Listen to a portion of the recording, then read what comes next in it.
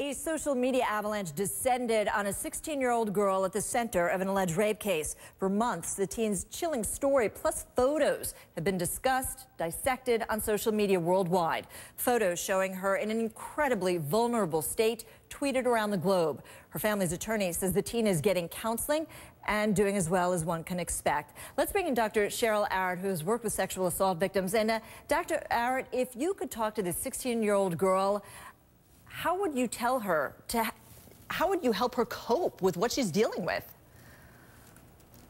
Well, Deborah, I think the most important thing I would want to say to her loud and clear is that rape is never, ever the victim's fault.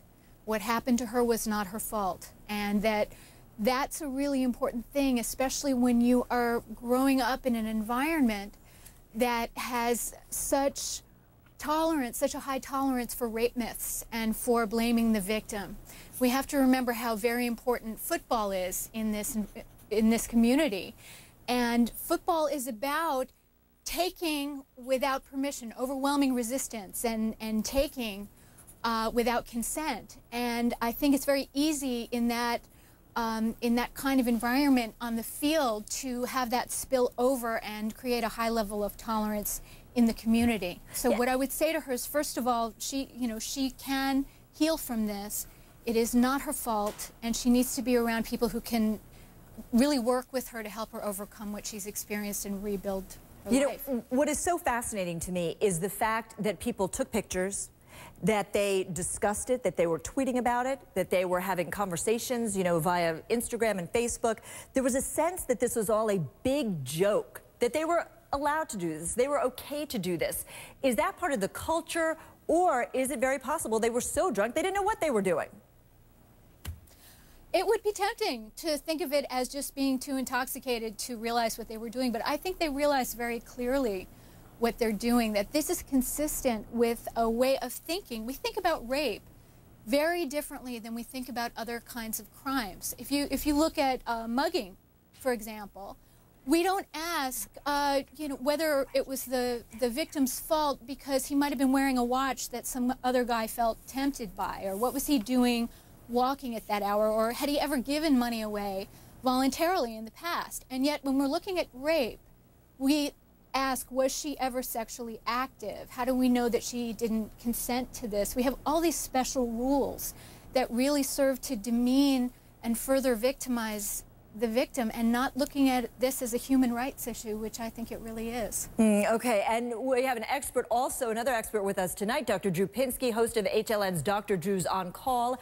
And I'm going to ask you about the character of these boys and what it tells us about what happened, but we're going to do that after the break, so both of you stay with us.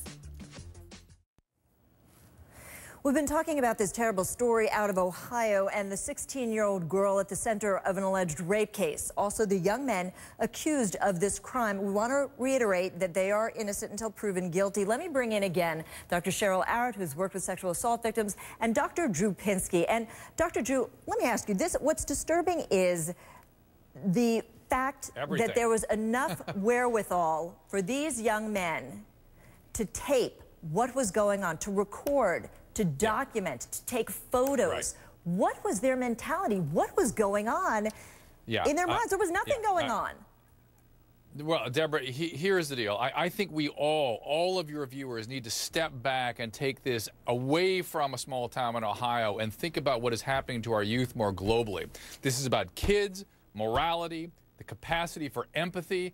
That girl, the tape, the most disturbing part of this was that 12-minute videotape that was aired where the kids are laughing about the young lady being dead. There it is alongside of me right now.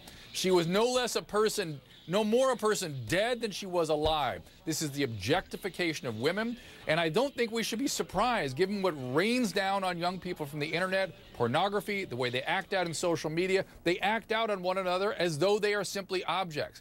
And we must counter-parent this actively. If we don't, this could be our kids. That's the reality. And the big other warning here is, by the way, Deborah, is alcohol. Every unwanted outcome you can measure with adolescence, you find alcohol and drugs. Whether it is sexual conduct that's unwanted, whether it's an STD or a pregnancy, you find alcohol. And if adults were involved in the use of alcohol with these kids, they should be held accountable. It's rumor that they were, but it's strictly rumor at this point. Yeah, absolutely. There was a rumor that there was underage drinking, and that this girl, in fact, had so much to drink that she had passed out at one point. Well, but you know, something that you Deborah, say. I'm going to stop you. I'm going to stop you. I got to stop you though. The fact that she passed out does not make her a candidate for rape. In California, if you have a very small amount of alcohol, you are not considered able to render consent. I find it stunning that in Ohio, maybe they need to revisit their laws, that being conscious, according to the attorney you were speaking to, Mr. Callan, conscious, making decisions, and speaking makes somebody sufficiently sober to be able to render consent, and that is a problem. That's something that Ohio needs to look at, and every state should look at that. Yeah, and Dr. Joe, what about accountability? Let's talk about that, because again, this goes to the point that you were sort of raising, which is, you know, there's no empathy, there's no sort of ability to gauge right from wrong.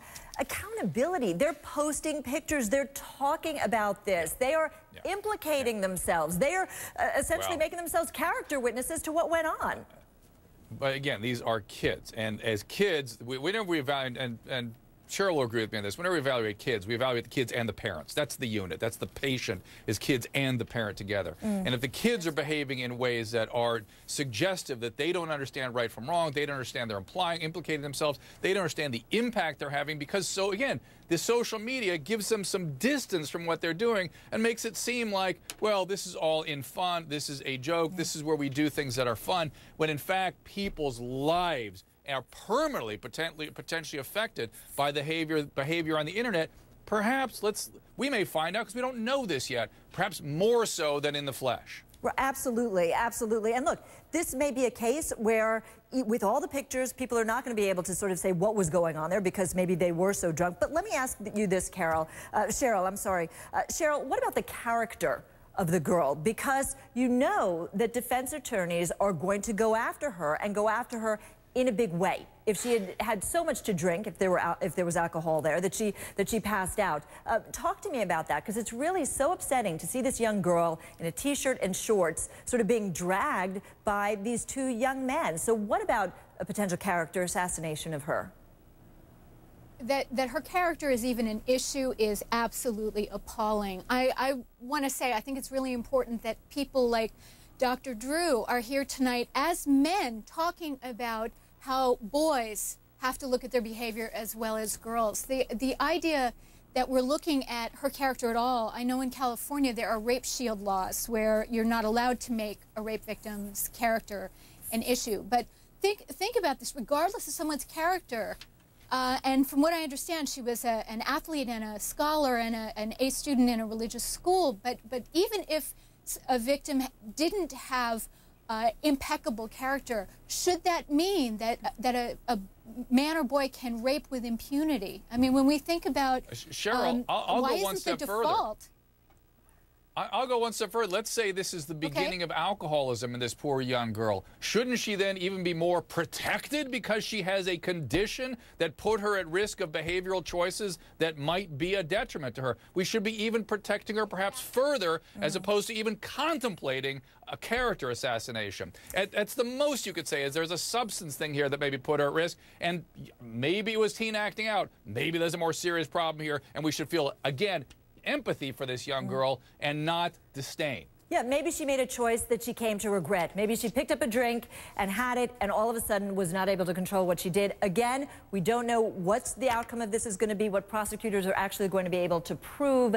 But looking at those pictures, there's something extremely disturbing about the potential violation that took place there that night. All right, Dr. Drew Pinsky and Cheryl Arutt, thank you both so much for an engaging conversation. We appreciate it.